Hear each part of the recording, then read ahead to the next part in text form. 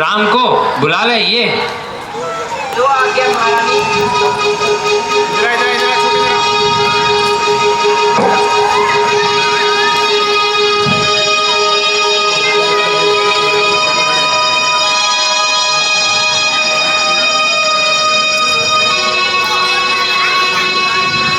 पिताजी प्रणाम, माताजी प्रणाम। कहिए पिताजी, मेरे लिए क्या आज्ञा है? बेटा राम, तुम आ गए बेटा। केवल अंतिम बार तुम्हें देखने की लालसा थी। पिताजी, आपका स्वास्थ्य ठीक तो है ना? आज आप ये कैसी बातें कर रहे हैं? बेटा राम, जरा मेरे पास आओ। मैं अंतिम बार तुम्हें गले लगाना चाहता हूँ। पिताजी, आपकी ये दशा देखकर मेरा दम घुटा जा रहा है।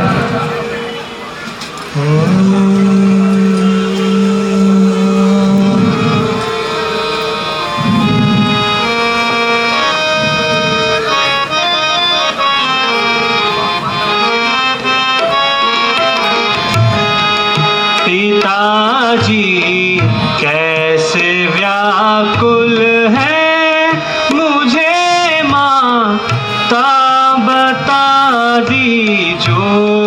पिताजी कैसे व्याकुल है, मुझे माँ।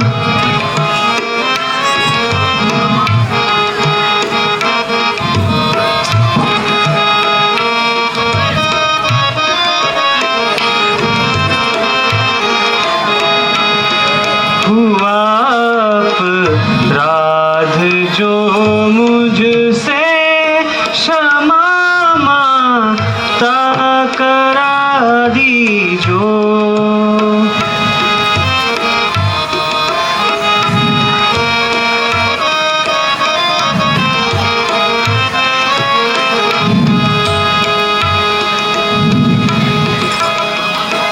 बेटा राम, यूं तो बात कुछ भी नहीं। यूं ही आज मौका समझकर मैंने राजा से अपने 2 वरदान मांग लिए। एक बार तेरे पिताजी ने मुझे युद्ध भूमि से आकर दिए थे। एक वर्ष से भरत को राज्य और दूसरे वर्ष से तुम्हें 14 वर्षों का वनवास। बस तभी से इतने बेचैन हैं। माताजी, बस इतनी सी बात।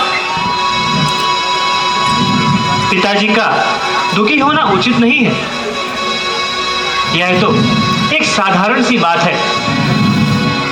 और फिर भरत तो मुझे अपने प्राणों से भी प्यारा है। यदि मैं माता पिता की आज्ञा का पालन नहीं करूंगा तो समाज मुझे मूर्ख कहेगा। इस हेतु हे माताजी, मुझे पिताजी की आज्ञा शिरोधार्य है। हाँ प्रिय राम, तुम तो बुद्धिमान हो, जो एक साधारण सी बात के लिए राजा ने इतना आतंक मचा दिया। समय को बीतते देर ही क्या लगती है। 10 और 4 14। इसी प्रकार एक दिन तो कल का ही कम हो जाएगा और फिर सब दिन इसी प्रकार बीत जाएंगे। मैंने तो यहाँ तक कह दिया था कि आप अब चिंता छोड़कर राम को ही राज्य दे दो। मेरे लिए तो भरत भी इतना ही प्यारा है जितने तुम, किंतु ये हैं कि मानते ही नहीं। माताजी, यह तो साधारण सी बात है। देव ना करे, यदि कोई इससे भी कठिन काम आ जाए तो रघुकुल की आन प्राणों के साथ है।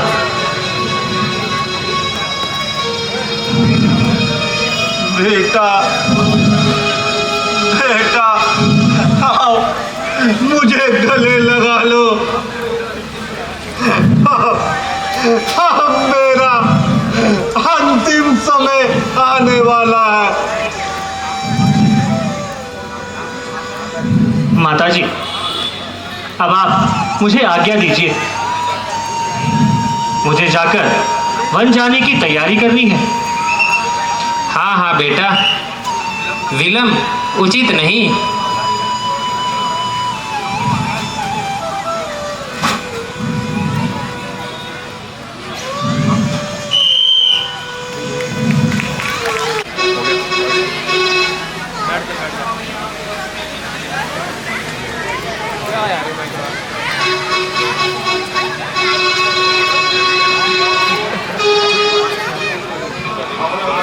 हेलो।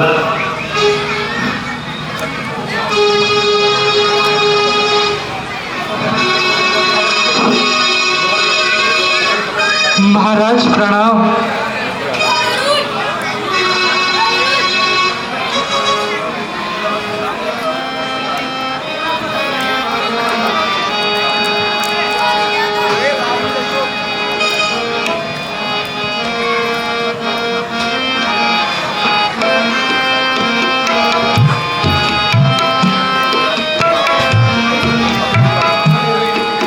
महाराज क्यों उदास है, ऐसा है कौन का।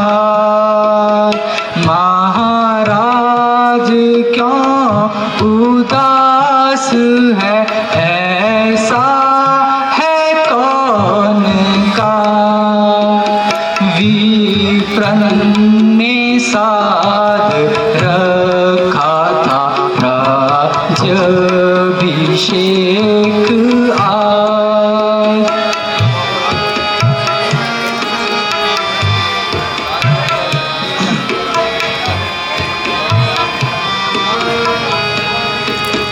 शोभा वो राज तिलक की आती नहीं नजर। शोभा वो राज तिलक की आती नहीं नजर। कारण है कौन सिर पे नहीं विराजमानता।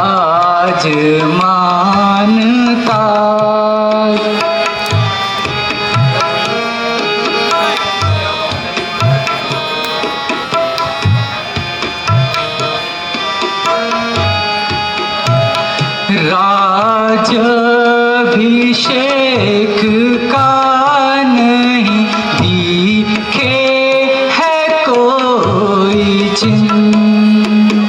राज्याभिषेक का नहीं दिखे है कोई चिन्ह। ये क्या हुआ बताइए महाराज और धीराज।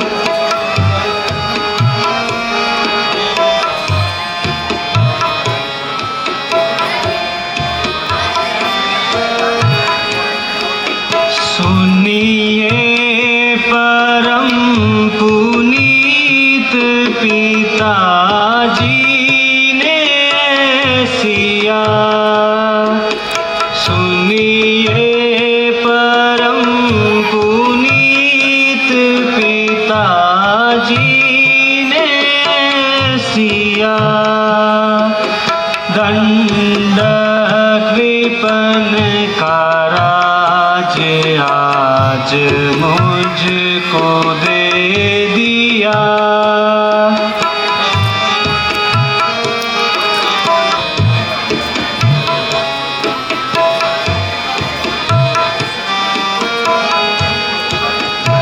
आगे कभी दो वर मिले थे कैकई मात को, आगे कभी दो वर मिले थे कैकई मात को। राजा ने उन वरों का निवारण है यो किया।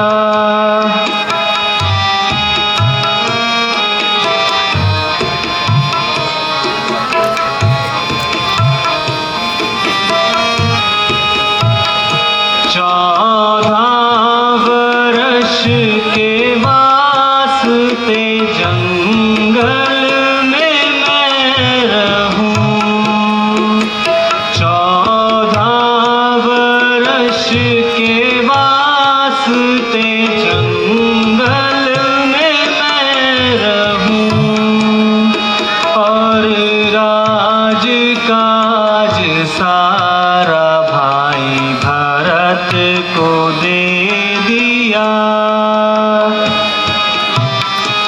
प्रिय, पिताजी ने मुझे अब इस राज्य के बदले वनों का राज्य दे दिया है।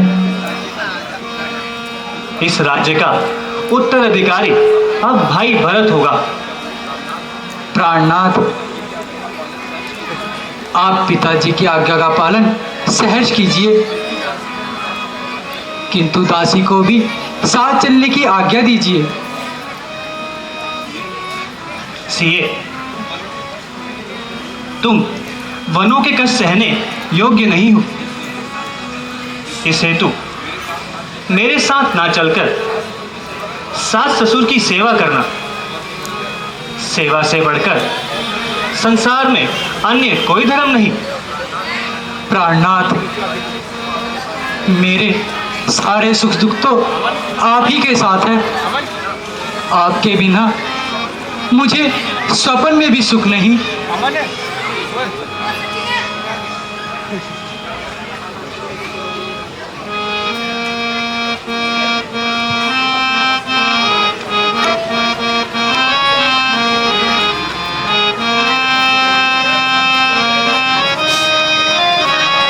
सिए दुख वन में उठाना होगा, सिए दुख वन में उठाना होगा।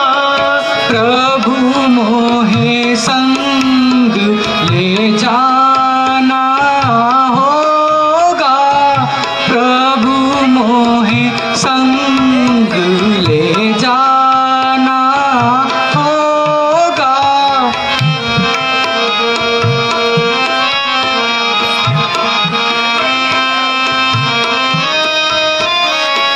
कठिन भूमि पर नंगे पैरों, कठिन भूमि पर नंगे पैरों, बिना सवारी जाना होगा। सिए दुख वन में सुख दुख जो कुछ मुझ पर बीते, सुख दुख जो कुछ मुझ पर बीते, उनको साथ निभाना होगा। प्रभु मोहे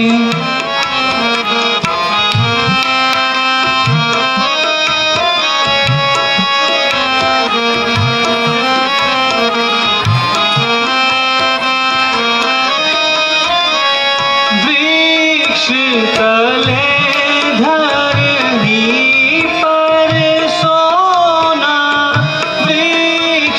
तले धरणी पर सोना, कंद मूल फल वहाँ खाना होगा सिए दुख।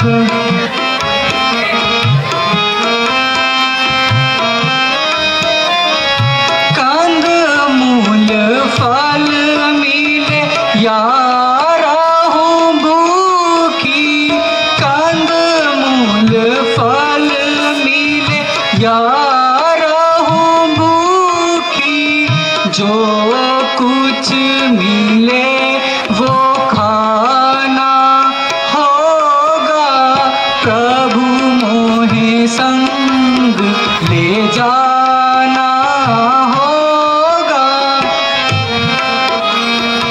स्वामी, आपकी हर प्रकार की आज्ञा स्वीकार है, किंतु सीता अपने पतिवर धर्म से लाचार है।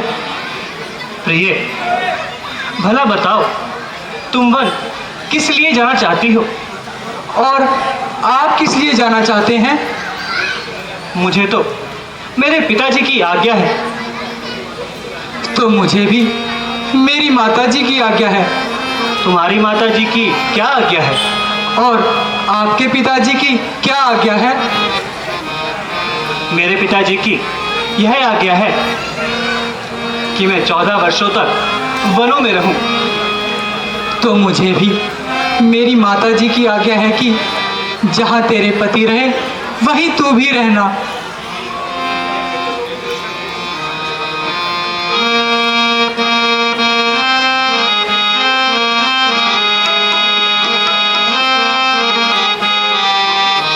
लेके चलोगे मोहे संग के नहीं नहीं, तुमको उचित सिए कहना के नहीं नहीं।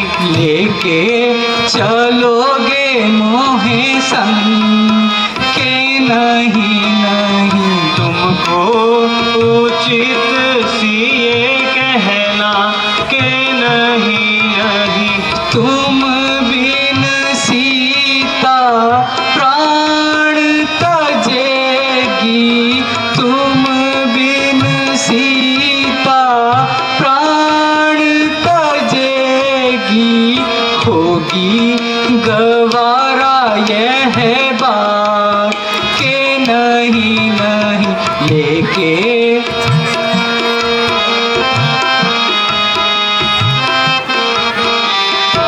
जिस वन में सिंह सर्प निशाचर, जिस वन में सिंह सर्प निशाचर, होगा कठिन वहाँ रहना के नहीं नहीं। तुमको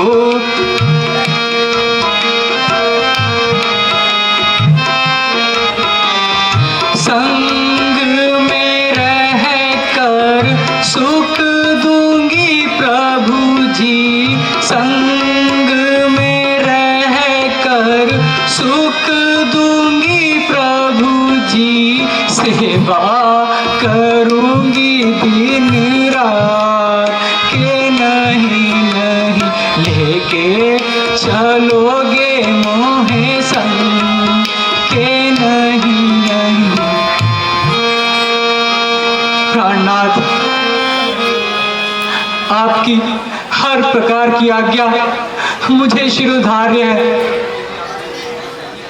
परंतु यदि आपको यह विश्वास है कि आप 14 वर्षों के बाद सीता को जीवित दे सकेंगे, तो आप शहर छोड़ जाइए, अन्यथा अन्यथा दासी की प्रार्थना स्वीकार कीजिए महाराज।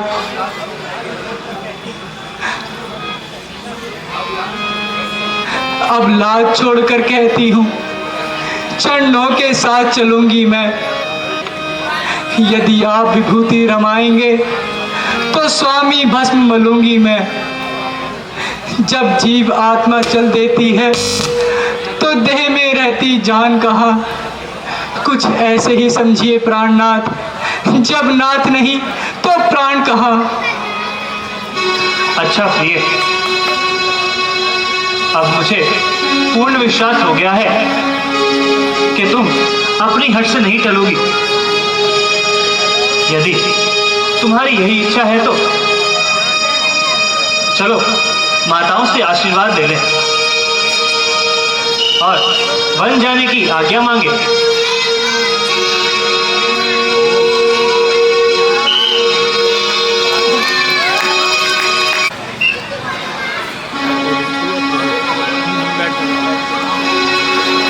माताजी प्रणाम। चिरंजीव रहो पुत्र। माताजी प्रणाम। चिरंजीव रहो पुत्री। माँ, मुझे अब अयोध्या के बदले पिताजी ने वनों का राज्य दे दिया है। कृपया करके अब आप भी मुझे वन जाने की आज्ञा दीजिए।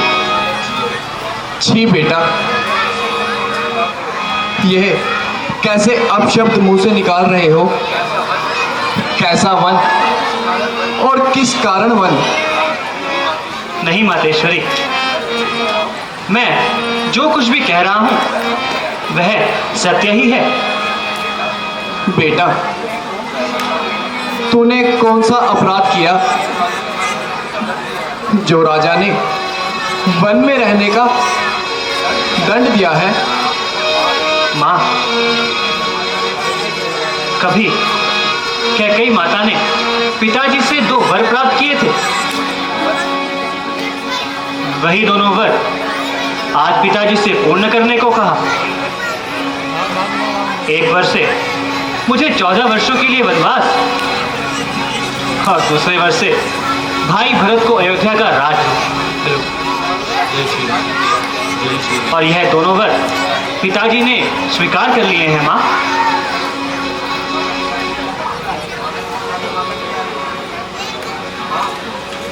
माताजी, इसमें मेरा ही भला है।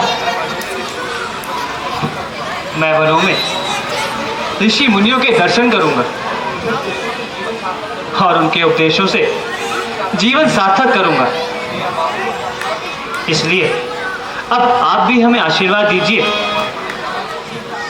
परमात्मा ने चाहा तो शीघ्र आपके दर्शन होंगे। बेटा, यह तो तुम अच्छी प्रकार से जानते हो कि पिता की अपेक्षा माता का पुत्र पर अधिक अधिकार होता है। निसंदेह। तो महाराज की अपेक्षा तुम पर मेरा अधिक अधिकार है। इसे तो मैं भी स्वीकार कर चुका हूं मां। वाणी से या हृदय से? वाणी से नहीं, अपितु सच्चे हृदय से। अच्छा, तो मेरी आज्ञा है कि तुम वन मत जाओ। परंतु कोई कारण भी तो बताओ। फिर वही परंतु परंतु की बातें। माताजी, मैंने आपके हृदय के मर्म को जान लिया है। मुझे आपके विचार उचित से नहीं लगते। वह किस प्रकार?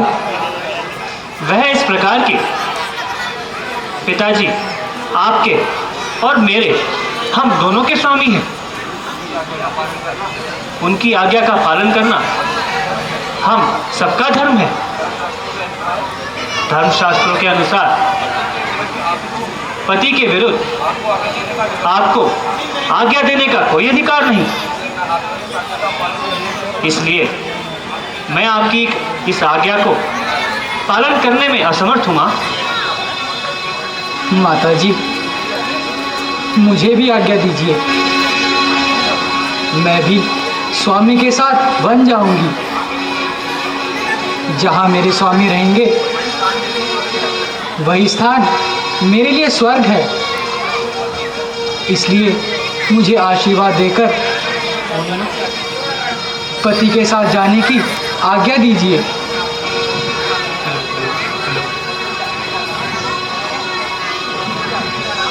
बेटा राम,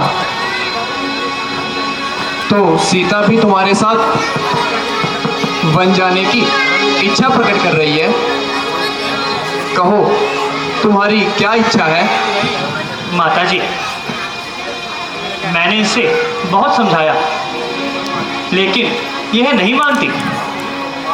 अब आप ही कहो मां, इसमें क्या किया जाए? बेटी, जाने मैंने कौन सा पाप किया है जो तू भी मुझे छोड़कर जा रही है? अच्छा, इसमें किसी का क्या दोष? मुझे मेरे कर्मों का ही फल मिल रहा है। मुझे तो अब यूं ही रो रो कर मर जाना है। जी,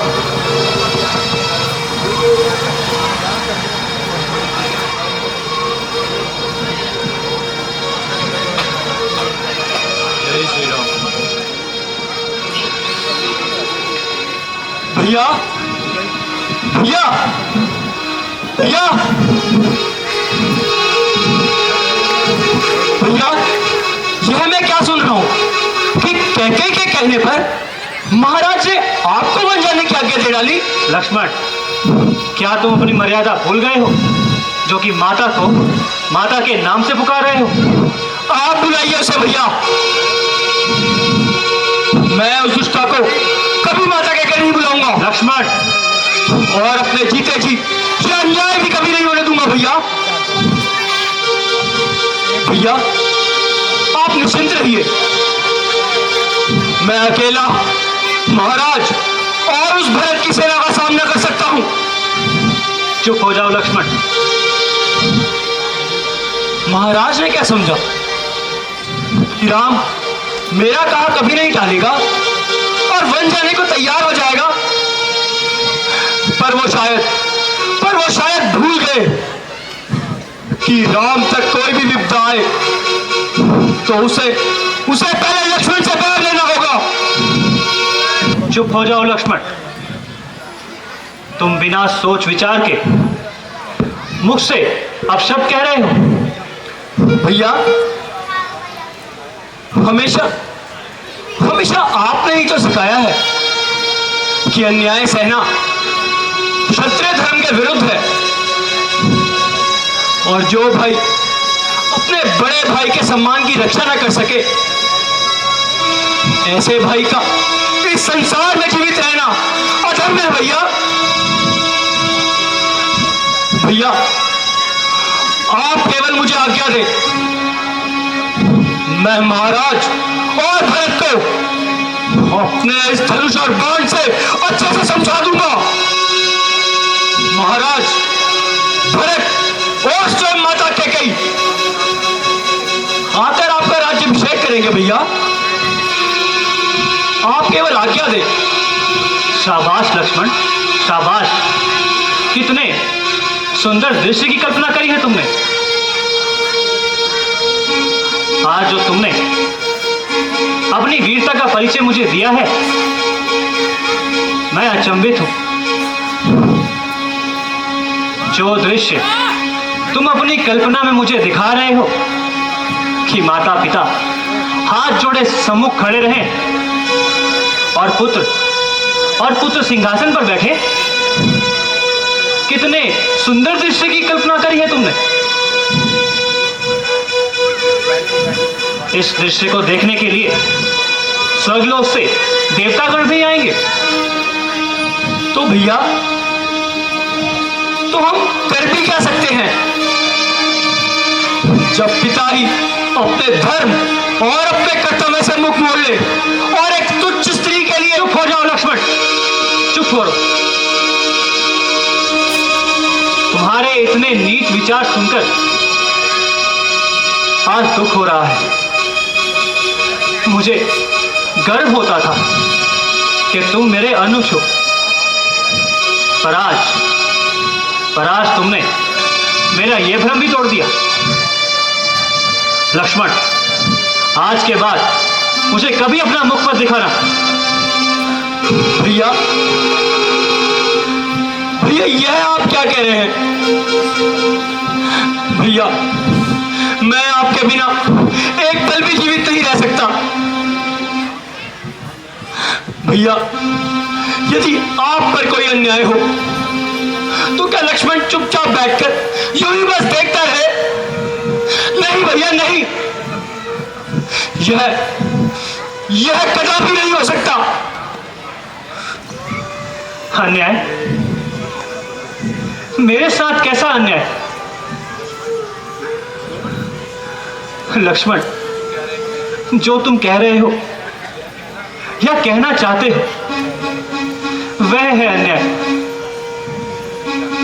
लक्ष्मण, तुम नहीं जानते, हमारे पिता एक वीर पुरुष है, धर्मात्मा पिता है। आज वो एक धर्म संकट में फंसे हुए हैं।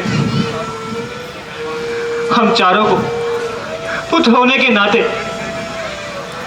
इस संकट की घड़ी में उनका सहारा बनना है लक्ष्मण, ताकि वे स्वयं को असहाय महसूस ना करें।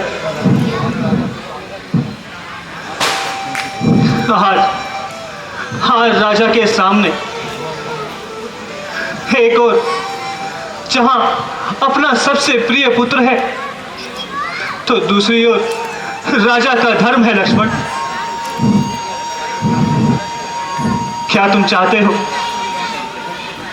कि राजा अपने धर्म से विमुख हो जाए और अपनी कीर्ति को यूं ही कलंकित होने दे?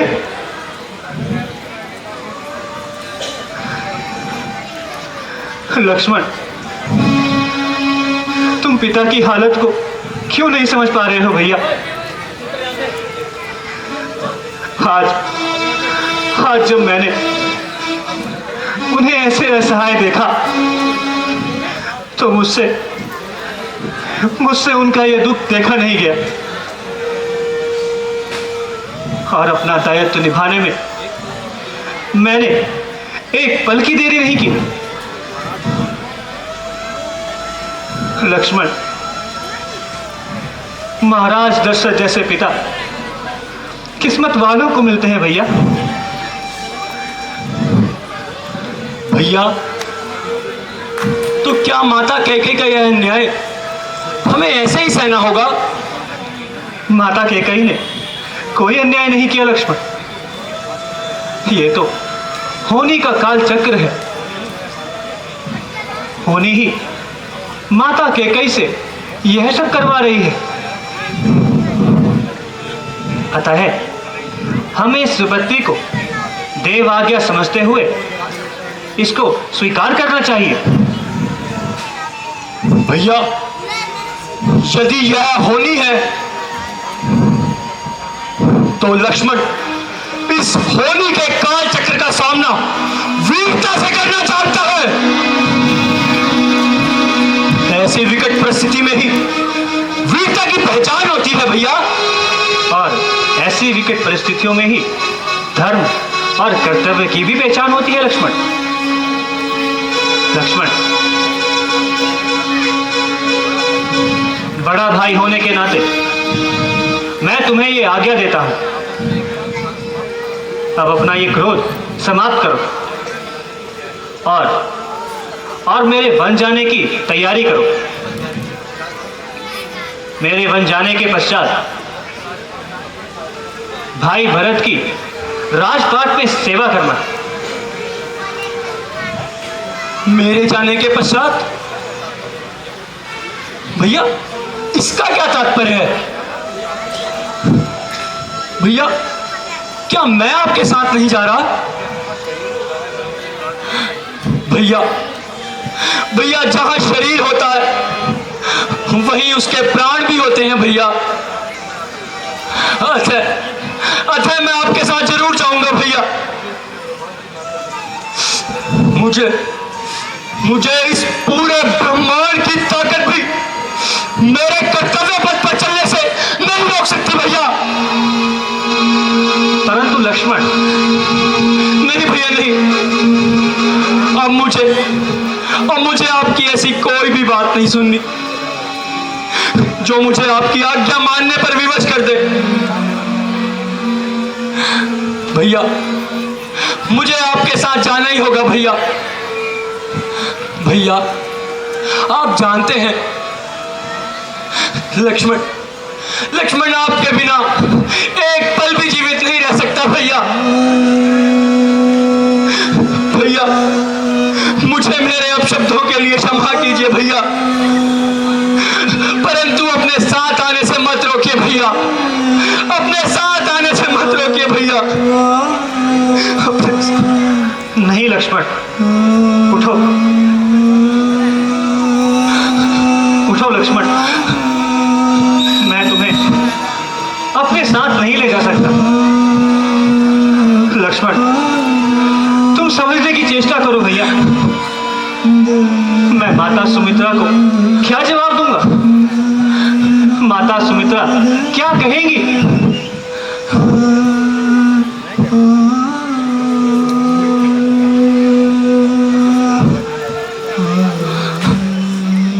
अंगी, क्या तुम नहीं जानते?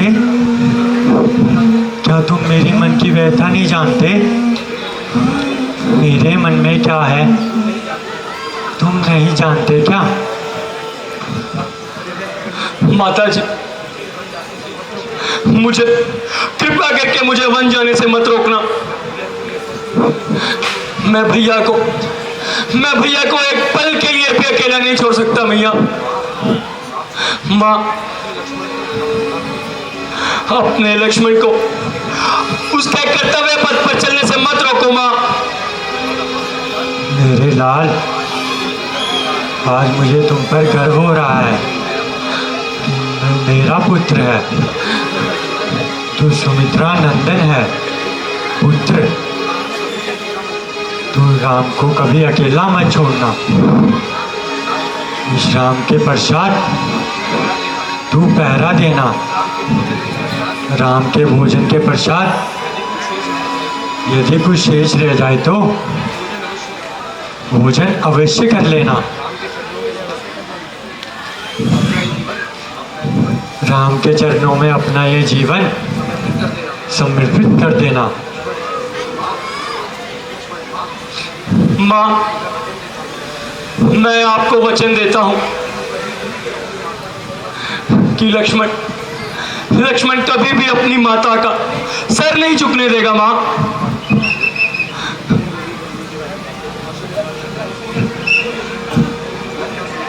धन्य हो सुमित्रा, तुम धन्य हो। तुमने अपने पुत्रों को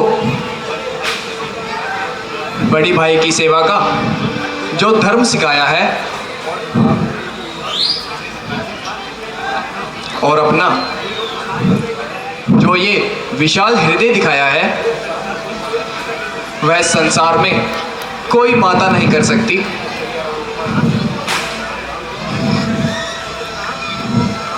पुत्र राम, तुम मुझे वचन दो कि सीता और लक्ष्मण को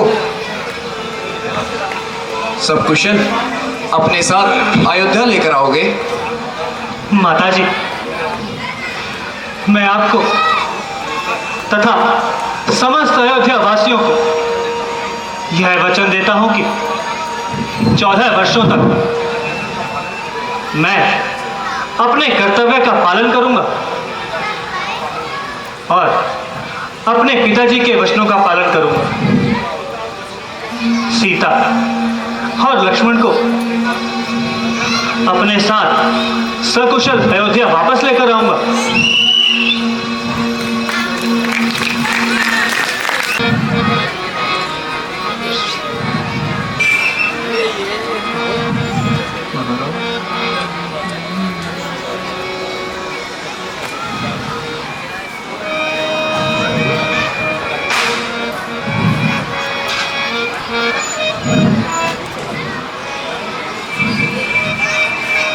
पिताजी प्रणाम, माताजी प्रणाम। पिताजी प्रणाम, माताजी प्रणाम। पिताजी, अब आप मुझे वन जाने की आज्ञा दीजिए। अरे बहू, क्या तुम भी राम के साथ जा रही हो? नहीं नहीं बेटी, यह आज्ञा तेरे लिए नहीं। माताजी,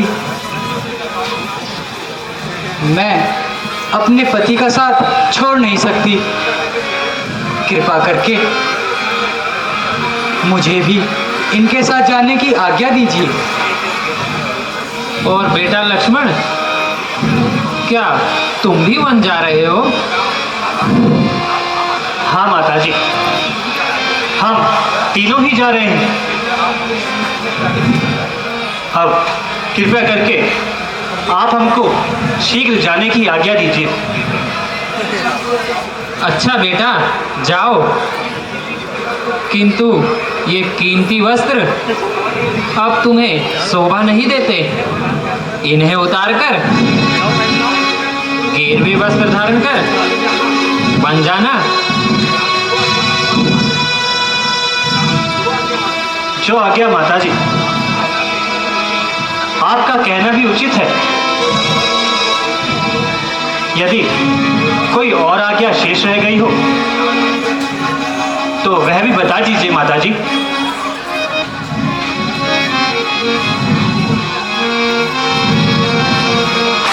ये लो बेटा, ये वस्त्र धारण कर वन की ओर जाना।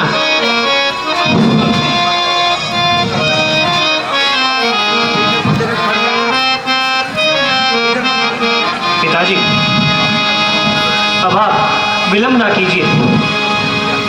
अब हमें वन जाने की आज्ञा दीजिए। बेटा, बेटा, ईश्वर अब तुम्हारा रक्षक है। बेटा लक्ष्मण, बेटी सीता, तुम भी क्या मेरे मरते समय मेरे पास ना रहोगी? पिताजी, अब आप अधिक देर न कीजिए। आपके चरणों की कृपा से हम शीघ्र ही वनवास की अवधि समाप्त कर आपके दर्शन करेंगे। पिताजी,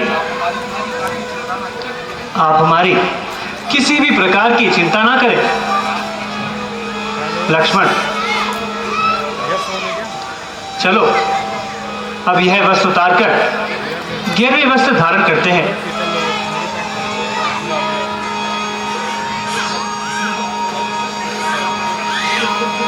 सुमन, सुमन,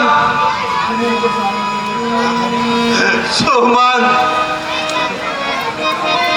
तुम इनके साथ रथ लेकर जाओ तथा इधर उधर जंगल में घुमाकर मेरे प्राणों को वापस ले आओ। जो आज्ञा महाराज।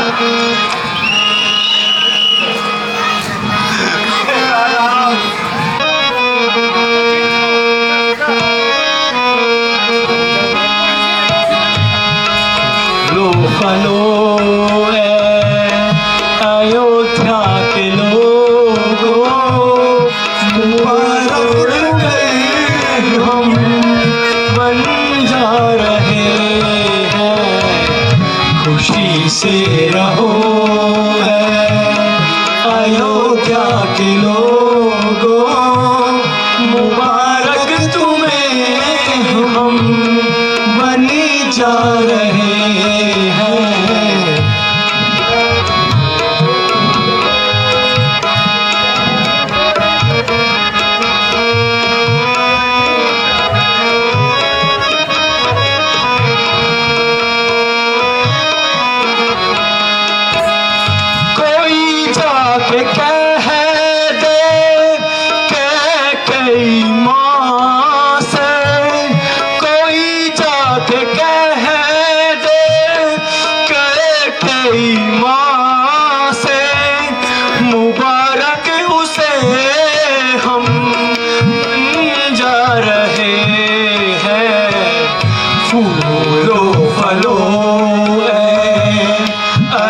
अयोध्या के लोगों तुम्हें छोड़ कर हम बने जा रहे हैं, खुशी से रहो अयोध्या के लोगों, मुबारक तुम्हें हम बने जा रहे हैं।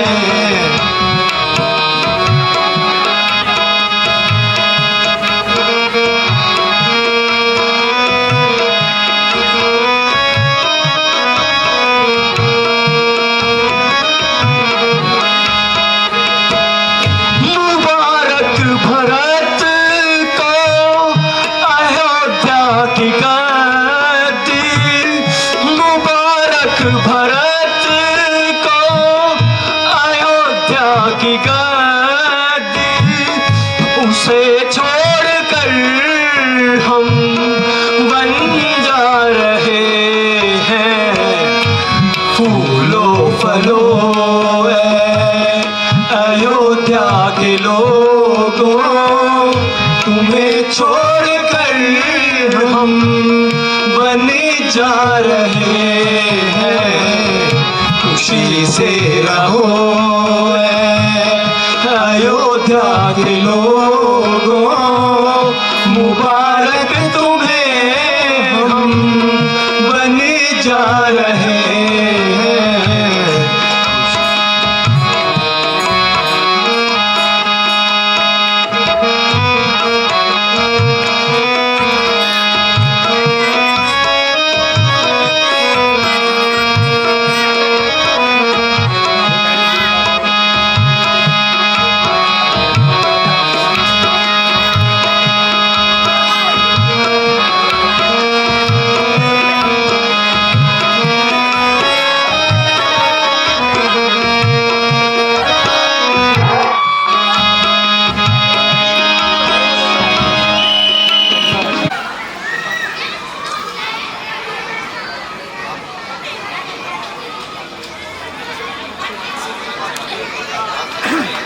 सुमन जी, अब आप नगर को वापस लौट जाइए।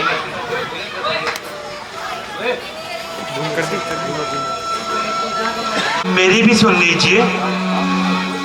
आप निसंकोच होकर कहिए। आपने महाराज की आज्ञा का पालन तो कर लिया, अब आप मेरे साथ घर चलिए। वह किस प्रकार?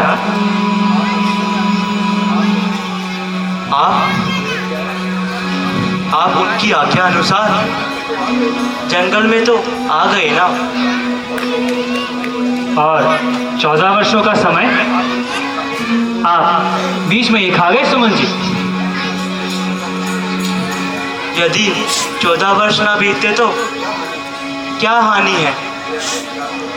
मेरे अपने विचार थे तो आप घर वापस चलिए। सुमन जी, मुझे खेद है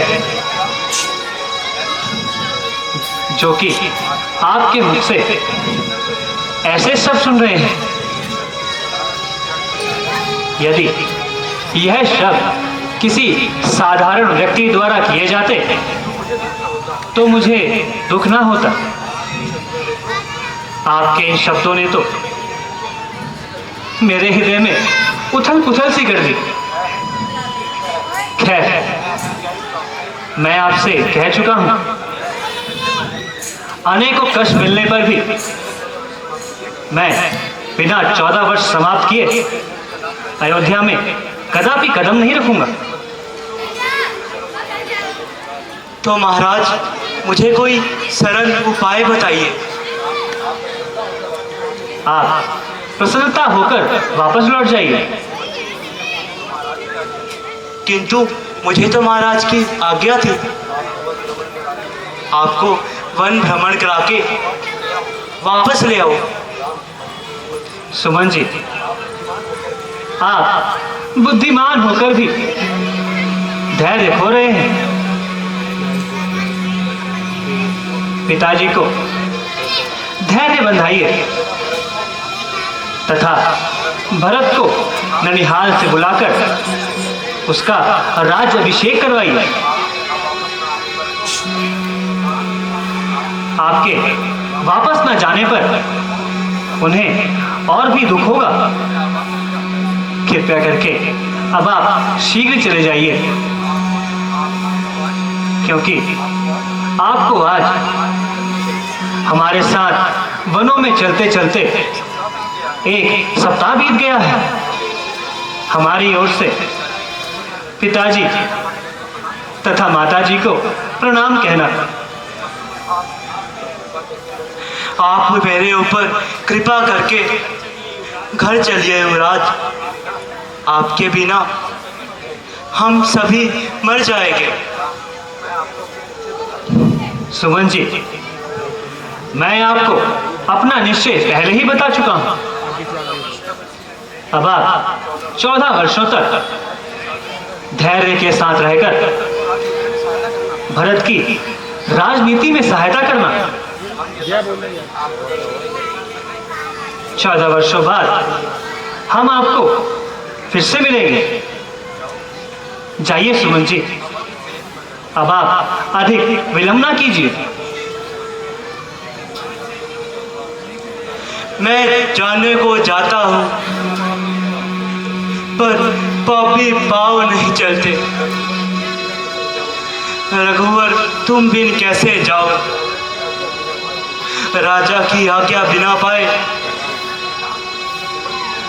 सुमन जी, अब आप बच्चों जैसी बातें ना कीजिए। अच्छा युवराज, अब मेरा प्रणाम स्वीकार कीजिए।